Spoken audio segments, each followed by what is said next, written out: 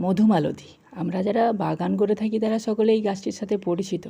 এর গোছায় গোছায় আসা ফুল আর সুন্দর গন্ধের জন্য এটা সকল বাগানির কাছেই খুব পছন্দের। এর সাধারণত দু রকমের ভ্যারাইটি পাওয়া যায়, একটা দেশি আর একটা ডুয়ার্স ভ্যারাইটি। দেশি ভ্যারাইটিতে বছরে দুবার ফুল হয়, আর ডুয়ার্স ভ্যারাইটিতে সারা বছরই কম বেশি ফুল আপনি পেতেই পারেন।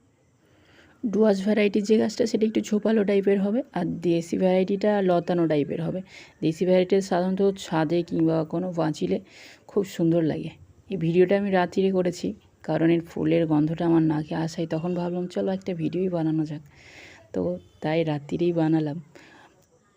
মধুমালতীর ফুল সবসময় সন্ধ্যাবেলাতেই ফোটে, তো এই টাইমে আপনি দু রকমের ফুল দেখতে পাবেন। যেগুলো স্টার্টিংয়ে ফুটছে সেগুলো দেখুন সাদা, আর যেগুলো গতকাল ফুটেছিল সেগুলো লাল গোলাপি টাইপের হয়ে গেছে।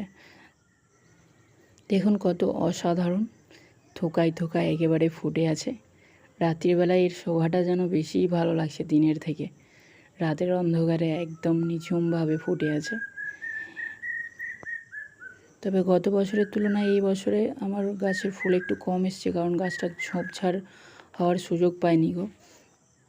ভিডিওটি কেমন লাগলো অবশ্যই জানাবেন। ভিডিওটি ভালো লাগলে একটি লাইক করবেন, চ্যানেলটিকে সাবস্ক্রাইব করবেন। সম্পূর্ণ ভিডিওটি দেখার জন্য আপনাকে অনেক অনেক ধন্যবাদ।